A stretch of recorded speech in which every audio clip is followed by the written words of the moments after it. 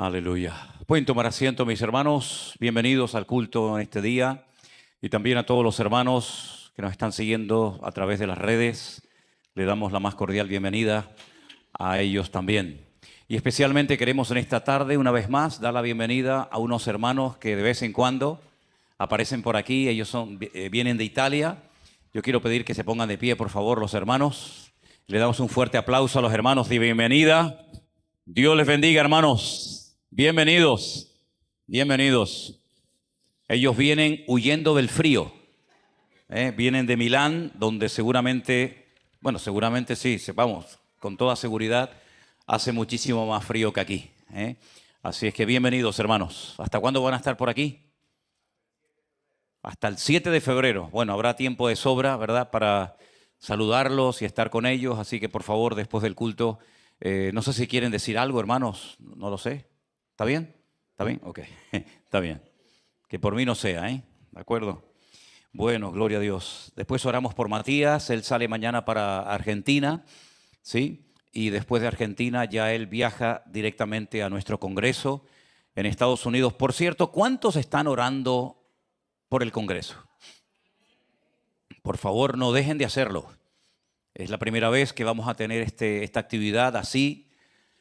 Y bueno, están las cosas calentitas por allí en los Estados Unidos con todo esto de la inmigración y, en fin, que todos los hermanos que tengan en su corazón el deseo de ir y que se hayan inscrito, que lo puedan hacer, que no haya problemas, que no nos molesten, ¿verdad? Y que todo salga bien. Ese es el objetivo, ese es el deseo, ¿no? Ya hemos pasado hace rato ya de la cifra de 1000, así es que yo creo que va a ser un tiempo maravilloso. Y hay varias noticias, algunas buenas, otras tal vez no tan buenas. Por ejemplo, una noticia buena es que Jerónimo me decía que ya tiene los papeles. Gloria a Dios. Ya están papelados. Bueno, después de una larga espera, Jerónimo ya tiene los papeles. Gloria a Dios. Ahora él va a solicitar la visa para ver si puede estar en el Congreso de los Estados Unidos, así que le pido a todos los hermanos que están viéndonos de Estados Unidos que por favor estén orando por él, porque hombre, si le dieron la visa a nuestro hermano Osman, que viene de Colombia, sin ningún problema, a él y a su esposa, negársela a Jerónimo me parecería una injusticia, ¿no? Así que bueno, vamos a confiar de que haya misericordia y clemencia, ¿no? ¿De acuerdo? Y la noticia un poquito triste es que bueno, tienes varias lecturas, ¿no? Vieron cómo está la península, ¿no? Las lluvias tremendas, nieve por todas partes.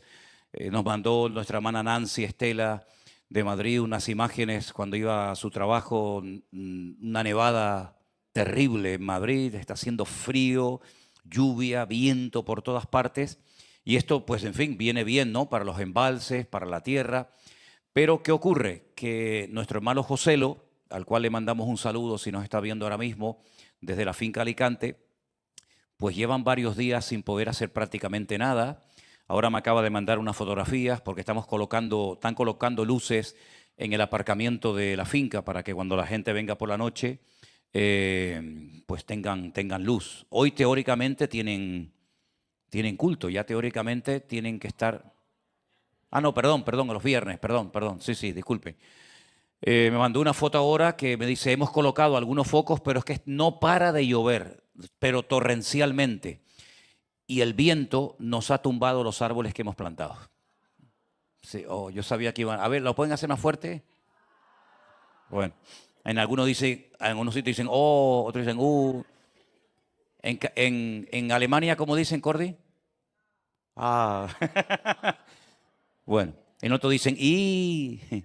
Bueno, el tema es que se cayeron los árboles y si hay algún voluntario o voluntaria que quiera ir a repararlos, gracias a Dios no se han partido, solamente ha llovido mucho, la tierra se ha ablandado y los ha tumbado todos. En cierto sentido mejor que los haya tumbado a que no los haya partido, ¿no?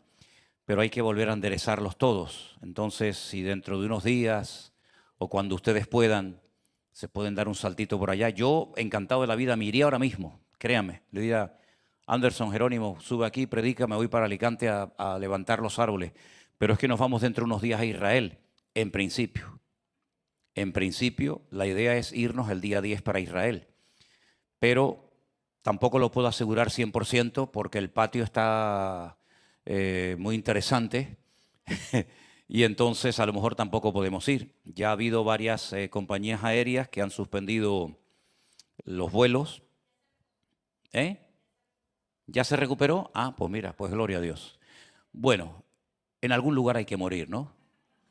Entonces, oren para que podamos viajar. Ya te digo, si no, me iría ahora mismo a Alicante a ayudar a la finca, a ayudar a los hermanos a levantar esos 140 árboles. No creo que se hayan caído todos, pero muchos sí. Entonces, bueno, oren por este tema. Amén, hermanos. Pero los árboles no se levantan orando, ¿eh? Yo les agradezco las oraciones, pero si ustedes tienen fe para orar esta noche y que se levanten los árboles, de verdad que les felicito la fe que tienen. Yo no tengo fe que con nuestras oraciones los árboles se van a levantar. No, no, porque hay reglas naturales. Y está bien el apoyo en oración, está bien el está todo, eso está muy bonito. Pero los árboles se levantan trabajando. Entonces, si hay alguien que tiene tiempo y está aburrido y se deprime porque no sabe lo que hacer, pues ya sabe lo que tienes que hacer. Mañana te vas para allá y comienzas a levantar unos cuantos árboles. ¿De acuerdo, hermanos? Pues nada, vamos a orar un momentito, vamos a pedir que el Señor nos hable por su palabra, que salgamos de aquí fortalecidos. Nos da mucha alegría ver a nuestra hermana Cruzita, que hacía tiempo que no la veíamos. Dice que me llevaron para el sur, estaba para el sur, para más allá de Abades. Pero gracias al Señor está con nosotros en esta noche. Nos da mucha alegría verla. Gracias, Señor, por este tiempo, por esta palabra que vamos a compartir, que sea de edificación, de ánimo y de fortaleza para nuestra vida, nuestra fe, y que tú abras nuestro entendimiento para que podamos recibir tu palabra con gozo, con alegría y expectantes por todos los principios que seguramente algunos recordaremos y otras cosas que tú también traerás a nuestras vidas para nuestro crecimiento y nuestro desarrollo espiritual, Señor. Pedimos todo en el nombre de Jesús. Amén. Y amén. Quiero llevarles a Filipenses capítulo 4, por favor, en esta noche. Filipenses capítulo 4. La semana pasada yo les hablaba acerca de un acontecimiento que sin lugar a dudas marcó un antes y un después, no solamente en la historia del pueblo de Israel, sino a nivel universal. La liberación de la esclavitud de Israel, después de mucho tiempo, de más de 400 y pico de años viviendo en ese país, aunque dije también, y lo recalco, que no fueron 400 años de esclavitud, estuvieron muchos años disfrutando, gozando de todas las bendiciones que habían venido por medio de la vida de José, pero se calcula que aproximadamente unos 200 años sí estuvieron como esclavos. Y es triste, ¿no? Cuando una persona se cría, cuando nace en un país bendecido, bonito, rico, que de repente empiecen a cambiar las cosas hasta el punto que te conviertan en un auténtico esclavo, pues es realmente triste. Eso fue lo que le ocurrió a este pueblo, ¿no? Llegaron como unas 70 personas y dice la Biblia que se reprodujeron de tal manera que Faraón tuvo miedo de que los hebreos se apoderaran del país, de sus riquezas, de sus tierras, y por eso los convirtieron en esclavos. Y dice la Biblia que gemían y oraban cada día para que el Señor hiciera un milagro. Era muy difícil porque realmente ¿quién los iba a sacar de allí? ¿Quién se iba a enfrentar con el poderío del faraón? Era prácticamente imposible. Pero dice la Biblia que lo que es imposible para los hombres es posible para Dios.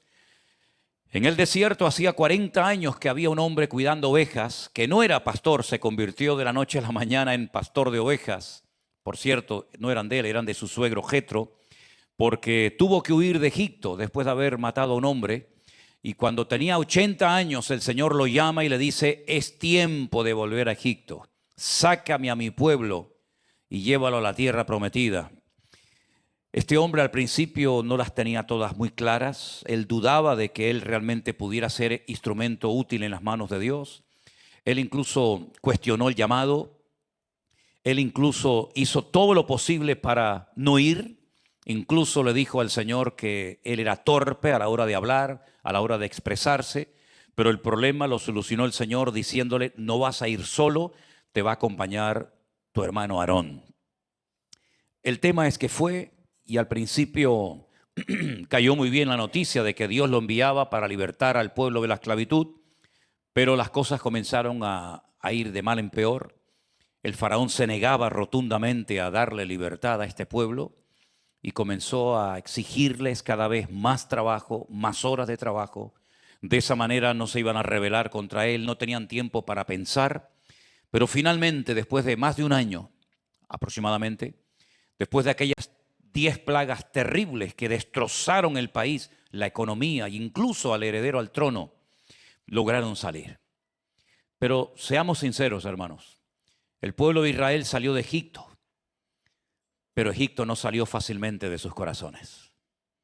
Eran muchos años, muchas costumbres, mucho tiempo, y una persona no cambia de la noche a la mañana. A menos que Dios haga un milagro radical en esa vida, la gente no cambia, ni deja sus costumbres, ni sus tradiciones, ni su forma de pensar, de vivir y de reaccionar de la noche a la mañana. Es un largo proceso. No porque al Señor le cueste cambiar a la gente, no porque al Señor le cueste cambiar nuestra mente. No, Dios no tiene ningún problema en ese sentido. Es que somos nosotros los que muchas veces con nuestra actitud, con nuestras ataduras y con el Egipto que llevamos dentro, frenamos la obra que Dios quiere hacer en nuestras vidas. Dios puede hacer maravillas, Dios puede usarte, Dios puede bendecirte y sorprenderte de una forma tremenda, pero a veces no se dan, seamos sinceros, no se dan las condiciones indispensables para que tú cambies y te conviertas de la noche a la mañana o en poco tiempo en una persona útil y eficaz en el reino de Dios. Hay gente incluso que están años y siempre están igual. Siempre están luchando de vez en cuando con sus vicios, con sus ataduras, con sus complejos, con sus traumas, con sus recuerdos, etcétera, etcétera. Yo recuerdo una vez, bueno, he tenido varias experiencias de ¿no?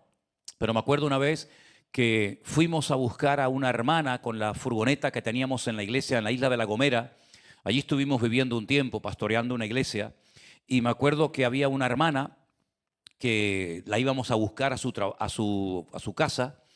Y mira que se lo dijimos varias veces, pero cada vez que se montaba en la furgoneta para ir al culto, ella decía Dios delante y cogía así y se persignaba. Y yo decía, hermana, ya no hace falta que haga eso. Bueno, es que es una costumbre que yo llevo desde niña, ¿no? Y siempre lo hacía. Y otra vez me pasó, una hermana estaba a punto de ser bautizada y el agua estaba tan fría que cuando entró al agua no se le ocurrió otra cosa que persignarse. Y yo digo, madre mía, ¿cómo está el patio? También me dijo una vez Miriam, cuando viajábamos a Israel, pasábamos por encima de Suiza y una turbulencia tremenda. Además, en la parte de atrás del avión generalmente se nota más las turbulencias, ¿no? Y iba con nosotros una hermana de aquí, de Tenerife, de otra iglesia, y se asustó tanto que empezó a orar y no paraba de, no paraba de persignarse, ¿no? Pero en fin, es lo que digo, ¿no? Es que la gente no cambia de la noche a la mañana, y eso que estamos aquí en la iglesia. Y aquí en la iglesia no te comportas como tú realmente eres.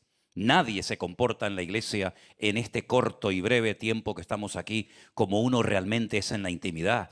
Seguramente tú usas palabras y expresiones y tal vez algún taco, alguna palabrota de vez en cuando que aquí no la dirías nunca, ¿no? Porque no tienes la libertad y a lo mejor ni siquiera el tiempo, ¿no? Llevó mucho tiempo, ya digo, sacar a Egipto del corazón de los hijos de Israel. De hecho, cuando Moisés faltó un tiempo, la Biblia dice que no se les ocurre otra cosa que construir, que hacer un becerro de oro. Y dijeron, estos son nuestros dioses, volvamos otra vez a Egipto. Es tremendo, ¿no?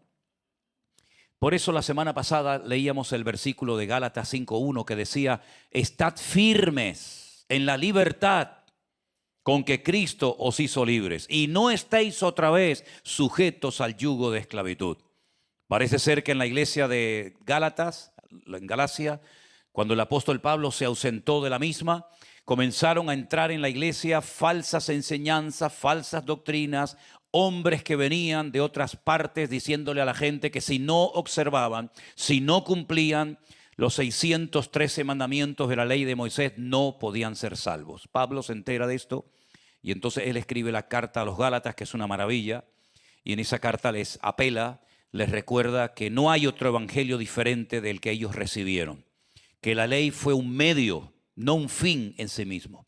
La ley fue un medio para llevarnos a Cristo, y una vez que vino Cristo, la ley quedó obsoleta, ya no tiene ninguna razón de ser, no porque ahora vivamos sin ley, sino que ahora estamos en la ley de Cristo, que es incluso en algunos aspectos mucho más exigente que la ley de Moisés, no les quepa a ustedes la menor duda.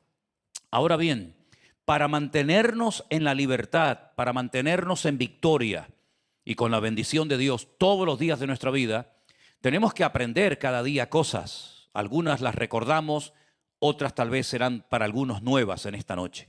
En Filipenses capítulo 4, el versículo 8, nos habla acerca de cómo tenemos que pensar los creyentes en la actualidad. Y dice lo siguiente: por lo demás, hermanos, todo lo que es verdadero, todo lo que es honesto, todo lo que es justo, todo lo que es puro, todo lo amable, todo lo que es de buen nombre, si hay virtud alguna, si algo digno de alabanza, en esto pensad. Lo que aprendisteis y recibisteis y oísteis y visteis en mí, esto haced, y el Dios de paz estará con vosotros.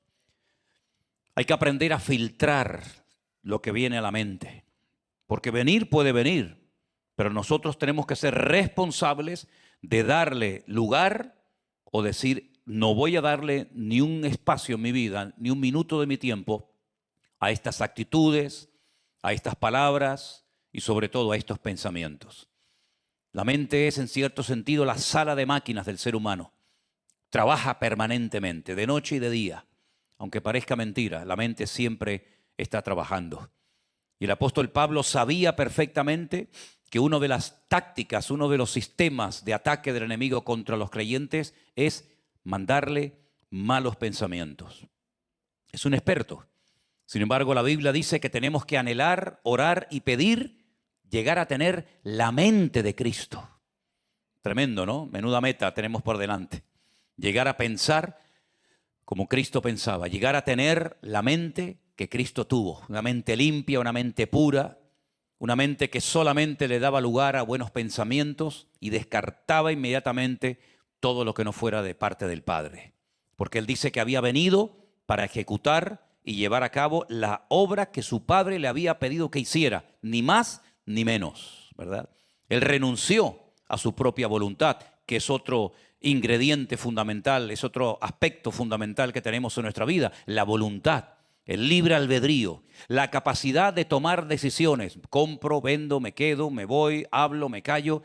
Ese libre albedrío, el hombre lo tiene desde el día que fue creado. Incluso el inconverso también, por supuesto. Y no se anula, no se pierde la voluntad o el libre albedrío con la conversión. En absoluto. Usted sigue siendo libre. Por eso también decía el apóstol Pablo a los Gálatas, también en el capítulo 5, no uséis la libertad como ocasión para la carne, sino que ahora vuestros objetivos son otros, servíos los unos a los otros en amor. Amén, hermanos. La voluntad está ahí, tú tienes voluntad para venir al culto, quedarte en tu casa. Tú tienes voluntad para decir, voy a leer la Biblia sistemáticamente o paso de leerla. Tú tienes voluntad para tomar decisiones. Espero que a estas alturas, pues todo lo que hagas y digas, pues gire en torno al Señor y dejes de ser una persona egocéntrica para convertirte con la ayuda del Señor en una persona cristocéntrica, ¿verdad?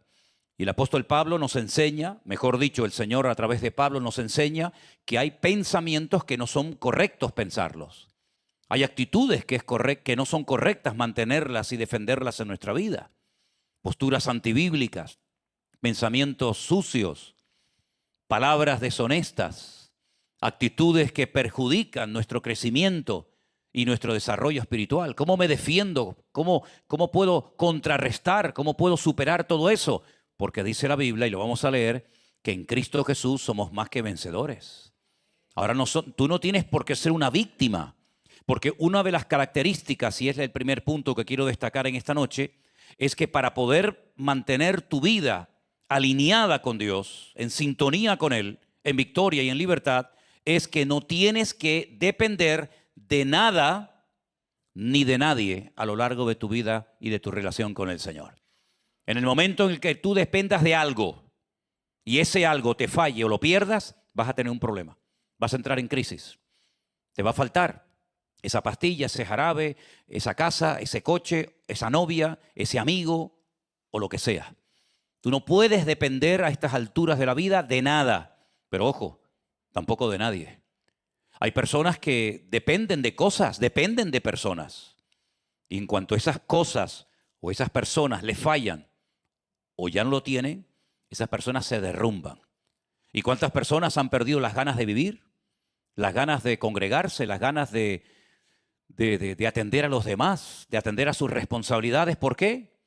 Pues porque le han dado lugar a algo que no es de Dios, y así como la verdad liberta, las mentiras esclavizan. ¿Cómo podemos entonces saber si lo que estoy deseando, lo que estoy pensando, sintiendo, es verdad o es mentira? Si algo me lo está mandando, me lo está poniendo el Espíritu de Dios en mi vida, o es el diablo el que me está jugando una mala pasada y me intenta enfriar y apartar de Dios. Bueno, para eso tienes el manual. Con el manual, con la Biblia, puedes saber en todo momento si lo que tú estás pensando, si lo que tú estás sintiendo es voluntad de Dios o no es la voluntad de Dios. Tú no eres una víctima. No tienes por qué estar inventándote nada. No tienes por qué estar imaginándote. No, aquí no es cuestión de sentir, aquí no es cuestión de ver, de tocar, ni de imaginarme nada. Aquí es cuestión de creer y de acatar lo que dice la palabra de Dios. ¿Se acuerdan ustedes cuando un padre desesperado trajo a su hijo para que el Señor lo liberara de aquellos problemas espirituales que tenía? ¿Se acuerdan? La Biblia dice que llegó al lugar donde supuestamente estaba el maestro y no estaba. Se había marchado a orar a la montaña con algunos de sus discípulos. Sus discípulos intentaron solucionar el problema que este hombre traía y no pudieron. Cuando baja el Señor de la montaña, este hombre se le acerca al Señor y dice: Señor, traje a mi hijo que cuando ve aguas profundas se me tira para morir, para ahogarse, y cuando pasamos por algún lugar donde hay fuego se me quiere meter dentro para quitarse la vida. Y yo vine con toda mi fe y con toda mi ilusión a hablar contigo. Tú no estabas, tus discípulos intentaron solucionarme la papeleta y no han podido. Si tú puedes hacer algo. Y el Señor se le queda mirando y le dice: al que cree, todo le es posible. Si no es que si yo puedo hacer algo.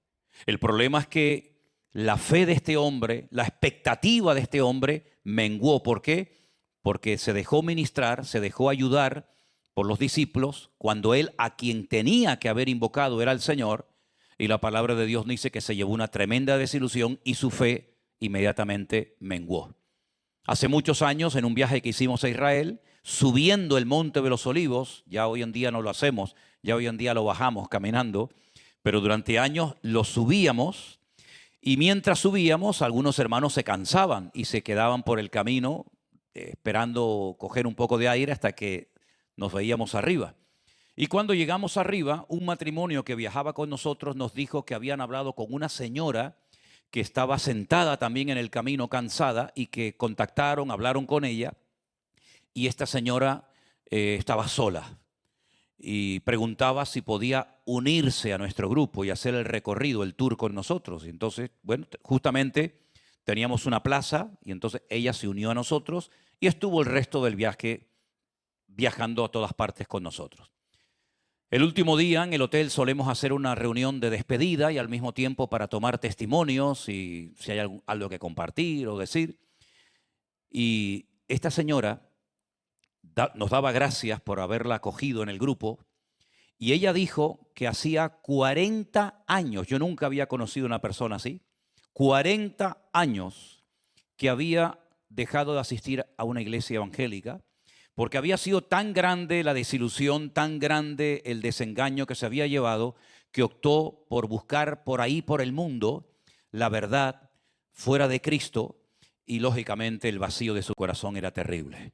Ella quería recorrer Israel, Jordania, Egipto y otros países, tratando de llenar un poco el vacío de su corazón y sanar su corazón herido, roto, por aquella herida que había recibido de un pastor que no la había tratado bien, sino más bien todo lo contrario. ¿Te das cuenta lo que puede suceder en una vida cuando pones tu confianza, cuando pones tu mirada en las manos de una persona? Tremendo, ¿no? Te puedes llevar una tremenda desilusión. Eso no significa de que tenemos que fomentar la desconfianza entre nosotros. Porque vivir con una desconfianza permanente, la verdad es que para vivir así mejor que cada uno se quede en su casa.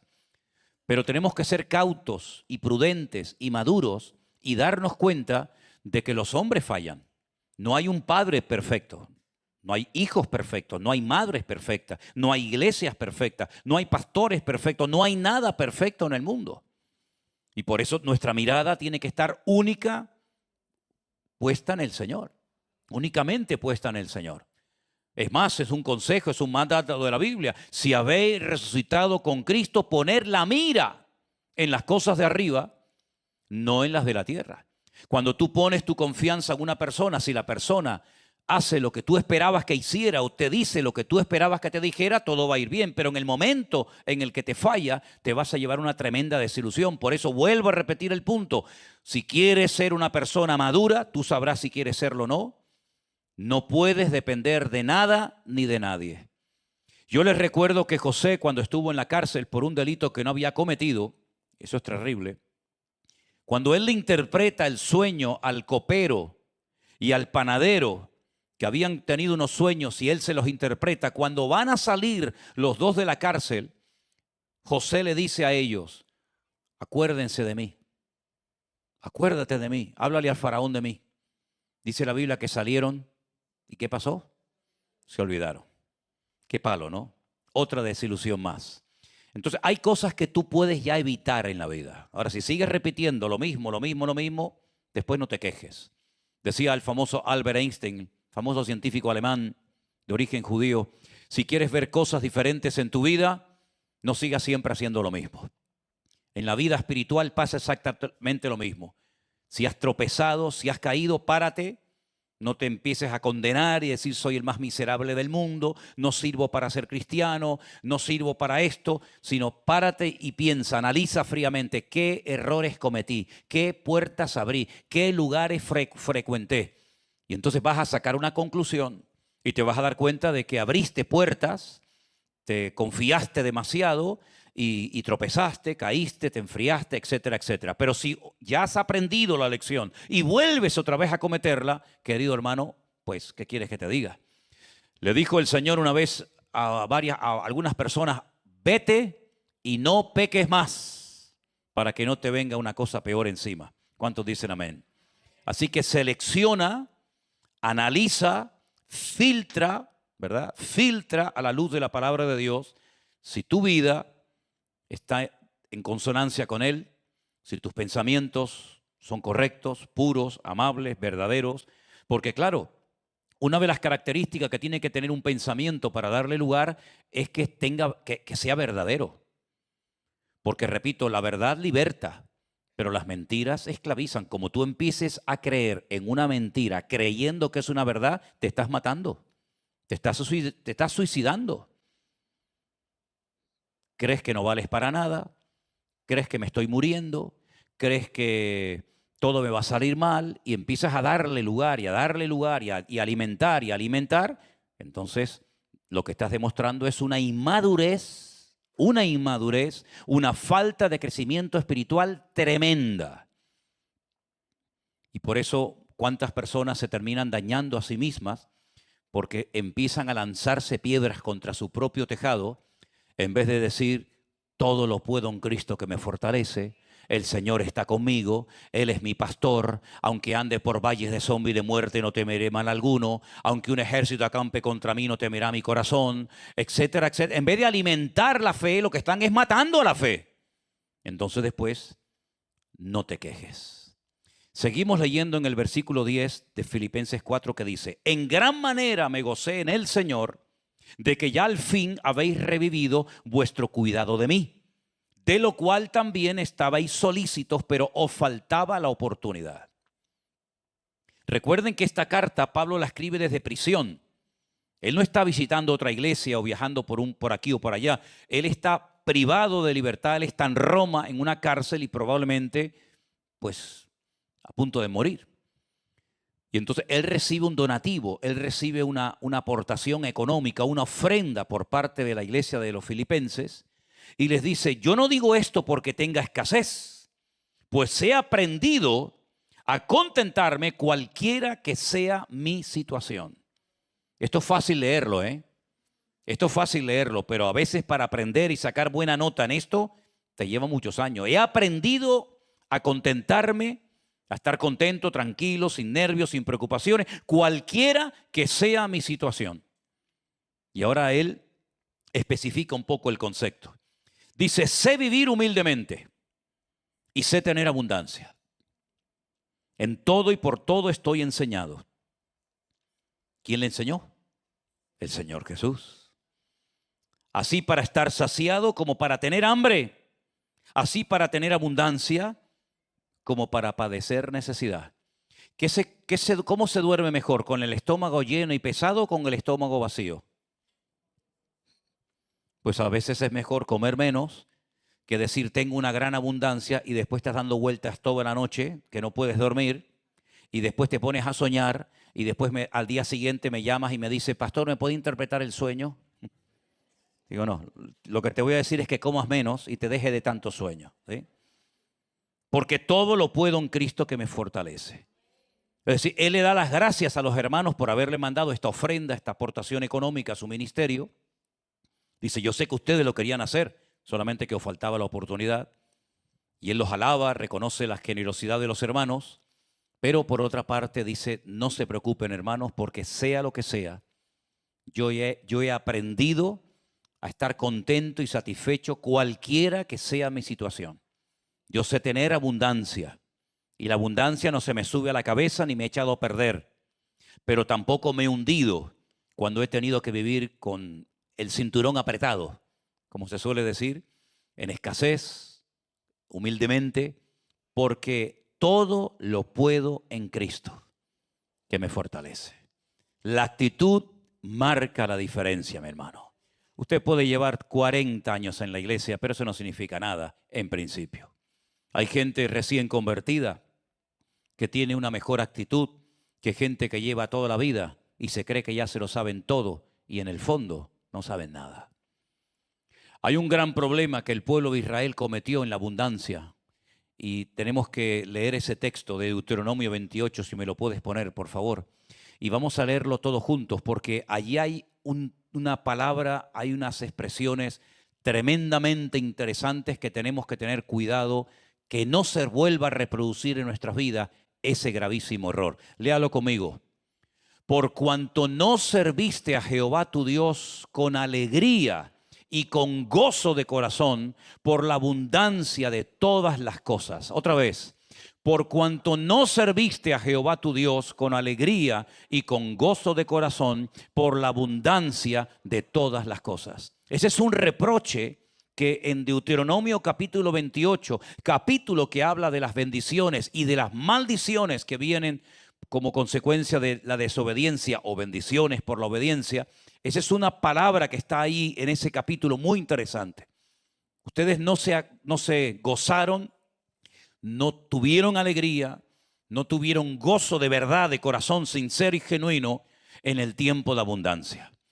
La Biblia nos enseña, muchas veces se dice que los pecados de Sodoma y Gomorra fueron, en fin, los que ya sabemos, pero hay otros textos que nos hablan de que en la abundancia de pan, en la excesiva ociosidad o tiempo libre, no sirvieron a Dios. Por lo tanto, yo creo que la escuela, este aprendizaje, es fundamental en nuestra vida para que haya crecimiento, madurez y desarrollo espiritual. Si queremos mantenernos firmes en la victoria y no volver otra vez a caer en los errores del pasado, no puedes depender de nada ni de nadie. Tienes que gozarte cualquiera que sea tu situación actual. Porque hay gente que cuando habla siempre hablan en pasado. No, es que yo cuando estaba en no sé qué sitio, yo era un empresario muy importante y teníamos unos negocios que nos iban muy bien y teníamos una casa en la playa y teníamos otra casa en la montaña y teníamos no sé cuántas coches y no sé qué. Sí, no, sí, me parece muy bien, pero ¿y ahora cómo estás? Bueno, ahora la verdad es que no tengo todo eso. Entonces, ¿para qué me estás hablando del pasado? Y hay otros que te hablan siempre en futuro. No, yo algún día voy a montar una empresa porque yo soy un hombre emprendedor y yo monté no sé cuántas empresas en mi país y yo sé hacer esto y yo soy ingeniero y soy arquitecto. Ellos son de todo, pero después no son de nada. Entonces, vivir en el pasado para mí es un error porque ya no existe. Y vivir en el pasado significa de que no te has adaptado a tu situación actual. Tienes un grave problema. Vives en tu pasado. Te controla tu pasado. No has aprendido a gozarte en tu situación actual viviendo con familiares, en habitación prestada, en coche prestado o caminando o en la guagua, ¿verdad? Y hay otros que siempre están los soñadores, soñando, algún día seré. Mira, mijo, ¿sabe una cosa? Aterrice, aterrice.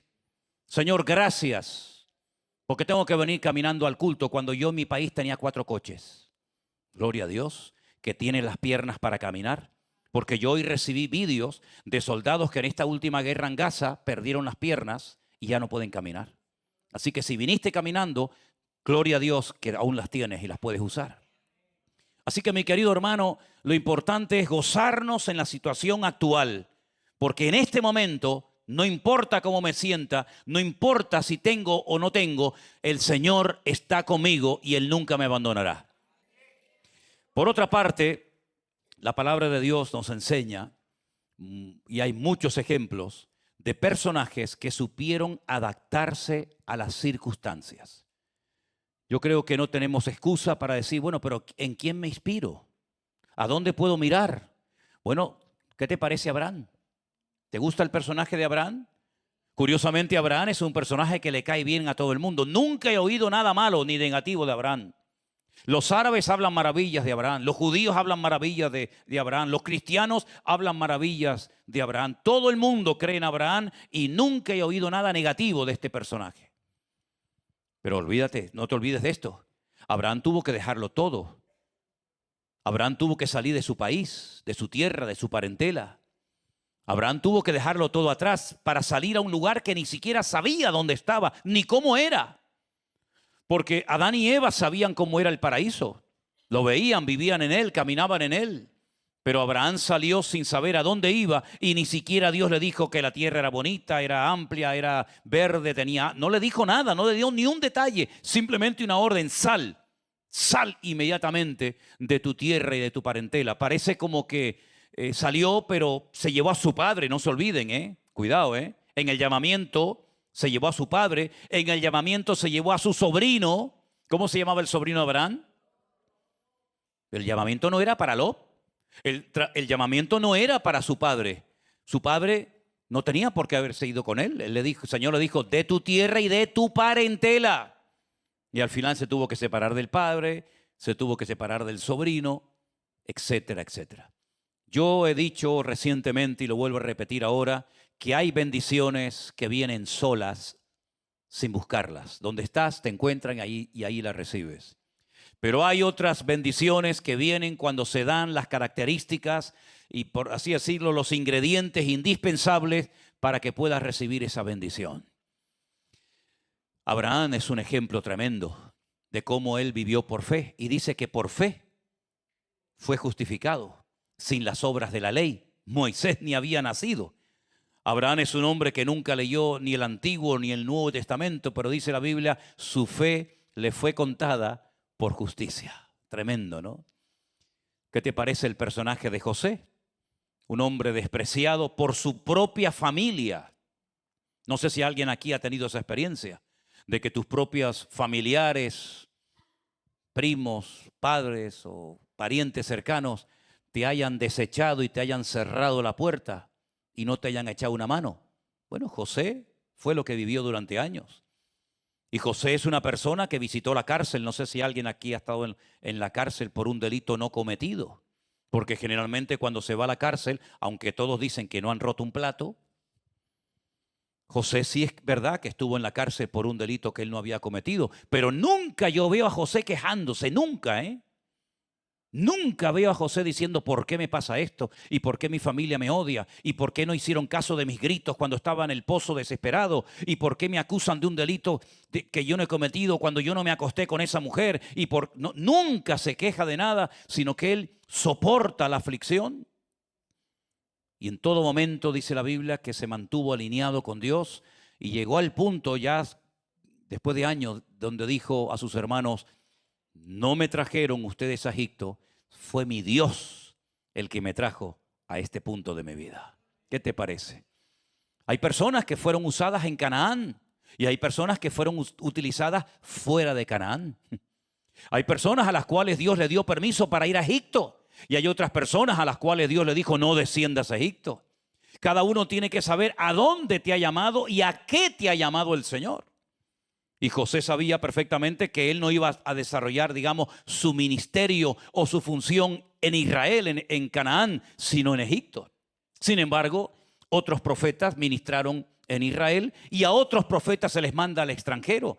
En otras palabras, nosotros tenemos que estar abiertos al mover del Espíritu Santo en nuestra vida, hermanos. Y si el Señor nos dice: usted se queda aquí, es que no me gusta, pues te quedas aquí porque yo he sido el que te he traído. Es que a mí me gusta más allá. Sí, me parece muy bien. A David le hubiera encantado el sueño de David. ¿Cuál era, hermanos? Construir el templo. Le dijo en algún momento el Señor: constrúyeme un templo, constrúyeme una casa, cuando el cielo es mi trono y la tierra es el estrado de mis pies. No, pero él tenía un sueño, él tenía una meta en su vida y era construir un templo. ¿Y qué le dijo un profeta? El profeta Natán, que por cierto se equivocó la primera vez, El profeta Natán, cuando oye que David quiere construir un templo, le dice: haz lo que venga a tu corazón, y se va. Y David dice: uy, qué bien, Dios me da carta blanca, Dios me da autorización para construir el templo. Y al día siguiente el mismo profeta le dice: no, el Señor me ha dicho que tú no lo puedes construir. Y le da una serie de motivos, una serie de razones, pero lo va a hacer tu hijo. ¿Piensan ustedes que él se derrumbó? ¿Que él se desanimó? Dijo: no, mi papel en la vida no es construir un templo, eso es la función que va a hacer mi hijo. Y entonces lo que yo voy a hacer es ayudarlo, apoyarlo para que él haga realidad mi sueño. Y yo lo que voy a hacer es mi función, que es derrotar a los enemigos, someter a los filisteos, a todos los enemigos, hacerlos tributarios, que haya un ambiente, una atmósfera de paz para que mi hijo pueda construir el templo. Bueno, le dio los planos, le dio dinero, le dio oro, le dio canciones, le dio instrumentos, pero él sabía lo que no tenía que hacer en la vida. No entiendo, hermano, sinceramente, es algo que no me entra en la cabeza, porque hay personas que se empeñan en hacer lo que el Señor le ha dicho que no hagan, en vez de ocuparse en las cosas que el Señor sí le ha dicho que pueden hacerlas y que deberían de hacerlas. No te preocupes por lo que no puedes hacer, ocúpate más bien en lo que puedes hacer. Porque hay cosas a las cuales hemos sido llamados y capacitados y a otras ni capacitados ni llamados. ¿Cuántos dicen amén? Tenemos el ejemplo, por ejemplo, de David. David tenía la unción de Dios sobre su vida. El profeta Samuel fue y lo ungió delante de su familia, pero no fue el rey al día siguiente, es que había otro rey en ese momento. Y él tuvo que huir y viajar de un lugar a otro, escondiéndose de los celos amargos de Saúl hasta que llegó su momento. Esa es otra cosa importante para mantener tu libertad en Cristo. Gozarte en el sitio donde estás y esperar en el tiempo de Dios. ¿Cómo se movía Israel en el desierto si no tenían GPS? No tenían brújulas. ¿Cómo se movía Israel en el desierto? ¿Cómo sabían si tengo que ir a la izquierda, a la derecha, pararme, avanzar, retroceder? ¿Cómo hacía esa gente? No estamos hablando de un grupito ahí de 30, 40, 100 o 1000 personas. Estamos hablando probablemente de millones de personas, con ancianos, con niños, con cabras, con camellos, con ovejas. Es que hay una infraestructura tremenda. Dice la Biblia que el Señor durante el día los guiaba por una nube. Una nube que los protegía del calor abrasador del desierto. Era como una especie de paraguas gigante. Ellos iban bajo la sombra del Altísimo. Ahí se inspira el autor del Salmo 91, bajo la sombra del Altísimo, ¿verdad? Y por la noche, que hay mucho frío en el desierto, se convertía aquello en una columna de fuego y calentaba todo el campamento y podían ver desde sus tiendas de campaña, simplemente cuestión de abrirla un poquito y ver que esa columna de fuego estaba toda la noche permanentemente en el campamento. Cuando la nube estaba quieta y no se movía, ellos sabían que tenían también que estar quietos en el desierto. Había momentos que acampaban y al día siguiente la nube se movía y tenían que desmantelar el campamento y ponerse en marcha. Había momentos que la nube no se movía durante meses. Y había momentos en el que la nube estaba mucho más tiempo. Entonces ellos simplemente lo que tenían que hacer era seguir la nube. Y el Señor los guió por medio del desierto. Nosotros hoy en día no tenemos una nube ni una columna de fuego que nos acompañe de noche y de día, pero tenemos al Espíritu Santo dentro de nuestros corazones. Y dice Romanos capítulo 8, escucha esto, es impresionante, que los verdaderos hijos de Dios, no los falsos, no los que aparentan pero que no lo son, los verdaderos hijos de Dios son los que son guiados por el Espíritu Santo de Dios. ¿Y cómo sabes tú si te está guiando el Espíritu de Dios o tu propio espíritu, tu propia carnalidad, tu propia mente y pensamiento? Volvemos a lo de antes, comprobando a la luz de las Sagradas Escrituras, del manual, de la palabra de Dios, si este sentimiento que tengo por esta persona, por esta cosa, por este país o por lo que sea, coincide con la voluntad de Dios. Porque los pensamientos humanos son mucho más bajos que los pensamientos de Dios. Y el corazón del hombre es tremendamente engañoso. Hay creyentes que han estado, permítame la expresión, toda la vida del tingo al tango. Ahora estoy aquí, pero estoy pensando allá. Y ahora estoy allá, pero estoy pensando aquí. Y cuando estoy allá, digo, ay, qué pena, dejé aquello. Y cuando estás aquí, y no estás en ningún lado. Es como los marineros, ¿no? Dicen que los marineros cuando están navegando están pensando llegar a tierra para estar con su familia. Y cuando están en tierra están pensando en volverse a embarcar para volver a navegar otra vez. Y hay creyentes con una insatisfacción permanente. ¿Y sabes qué indica la insatisfacción en el corazón del hombre? Que no estás en el centro de la voluntad de Dios. Porque cuando tú estás en el centro de la voluntad de Dios, tú te gozas en el desierto. Tú te gozas en una cueva. Tú te gozas con la nevera llena o la nevera vacía, porque sé que estoy en el centro de la voluntad de Dios y estoy sirviendo a mi Señor y me gozo en mi situación actual, no en lo que tuve, no en lo que tendré, sino en lo que tengo o no tengo ahora. Pero la insatisfacción es la alarma que se enciende en la conciencia humana que te indica estás fuera de la frecuencia, te has ido del foco, tienes que volver a reorientar el rumbo. Y tienes otra vez que volver a sintonía con Dios. Si tú estás insatisfecho en esta iglesia, en la otra iglesia, con los bautistas, con los pentecostales, en España, en Venezuela, en Colombia, en Madrid, en Barcelona, el problema no está afuera, el problema lo tienes tú, querido, que no encajas en ningún lado. Aquí porque gritan mucho, aquí porque no gritan. Aquí porque le dan mucha pompa al mover del espíritu. Aquí porque no le dan ninguna. Aquí porque hacen mucho ruido. Allí porque no. Estás buscando el lugar perfecto y estás buscando justificar tu insatisfacción, lanzando y proyectando en los demás, en el ambiente, en la iglesia, en el pastor, en los jóvenes, en la alabanza, en el clima, en el frío o en el calor, en vez de decir, Señor, perdóname, porque no estoy centrado, no estoy ni dentro ni fuera. Y por eso hay una insatisfacción, es la alarma. Mira, hay dos sensaciones que tú tienes que conocer perfectamente. La insatisfacción es la alarma que la conciencia te indica que estás fuera de la voluntad de Dios. No estás como tienes que estar. Y la paz, escúchalo bien, la paz es la alarma, por así decirlo, la señal de que estás en el centro de la voluntad de Dios. ¿Cuántos dicen amén? Así que ya puedes ir comprobando si tus emociones, tus sentimientos, tus pensamientos, tus sensaciones están alineados con el Señor o tal vez tienes que corregir un poco el rumbo.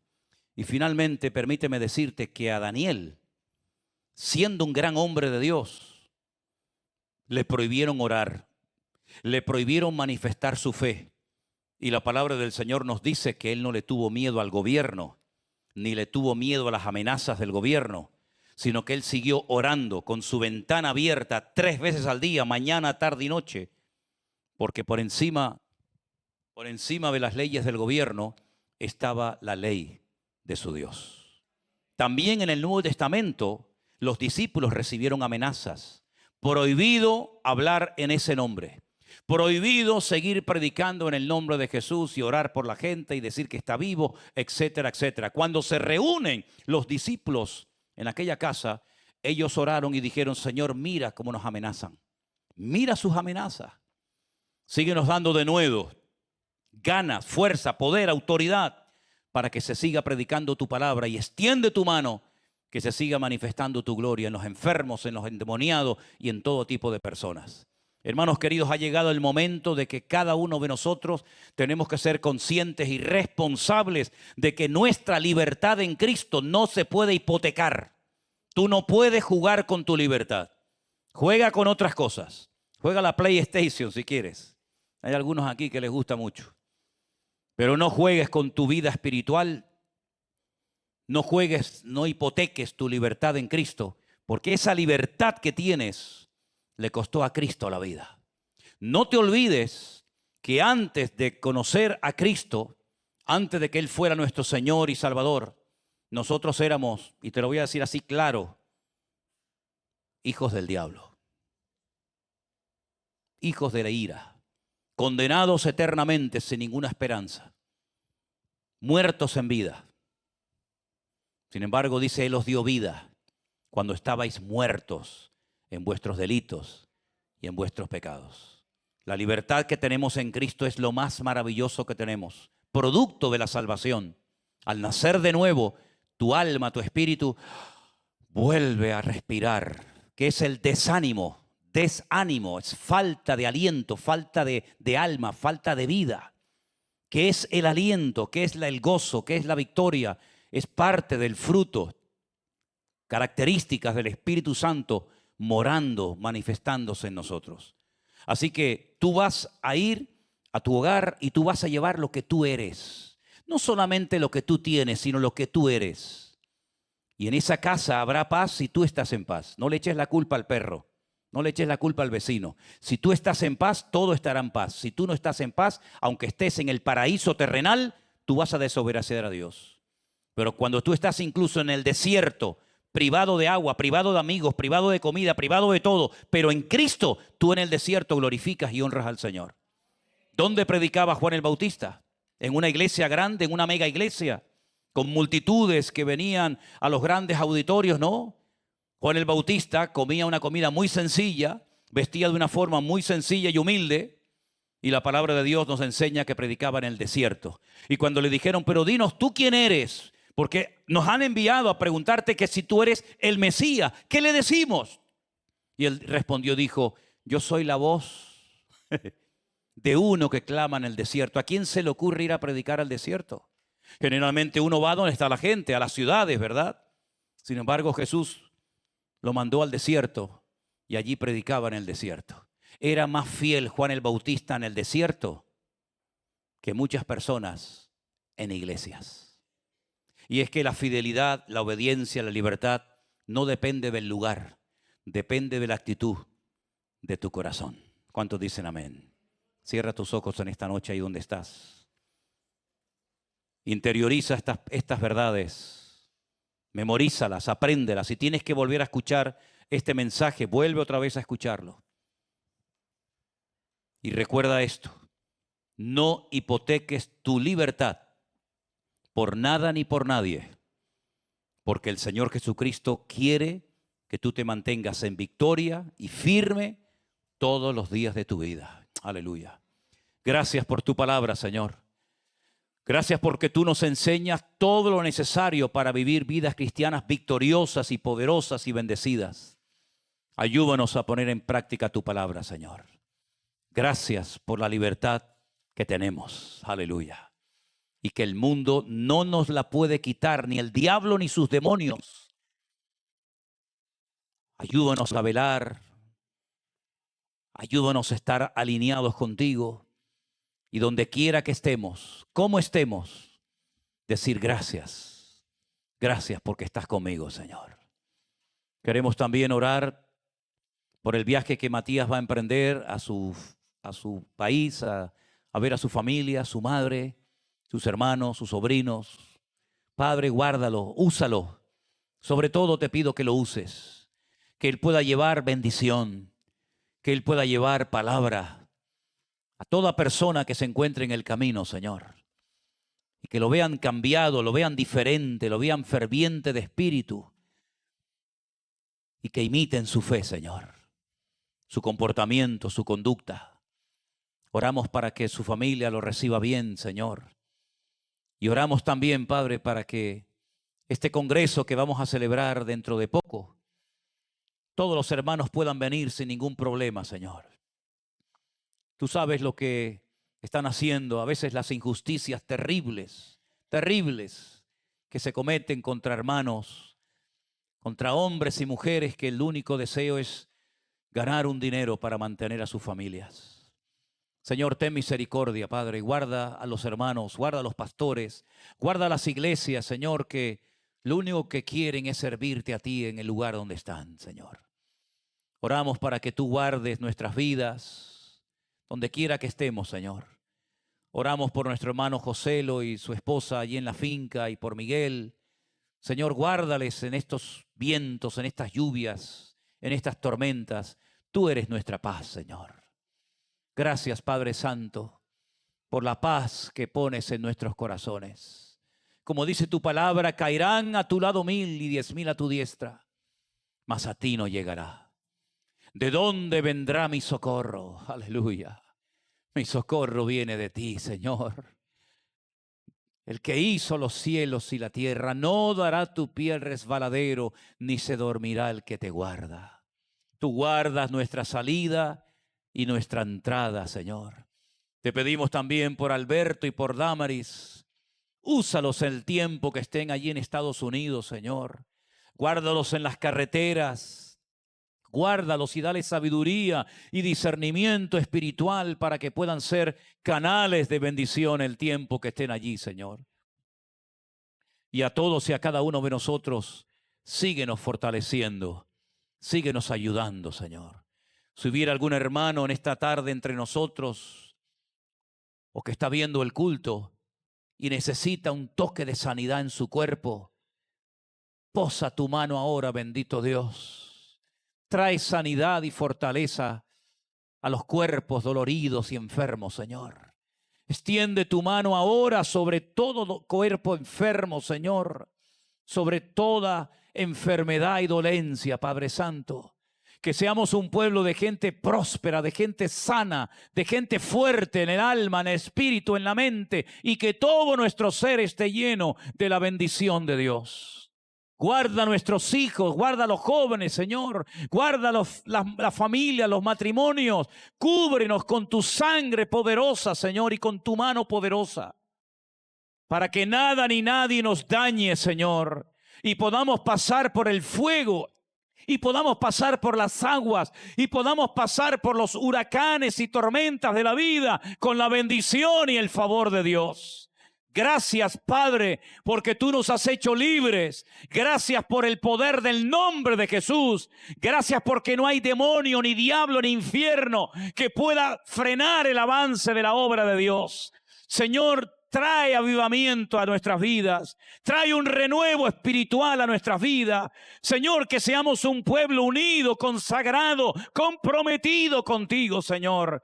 Y que tú uses a la juventud de esta obra, de este ministerio. Que tú levantes hombres y mujeres apasionados, enamorados de Cristo y de su palabra.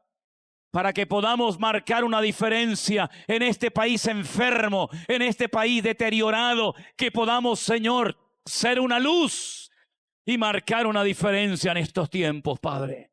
Gracias, Señor. Pon tu mano sobre este planeta Tierra, Señor, que agoniza porque no te tienen a ti.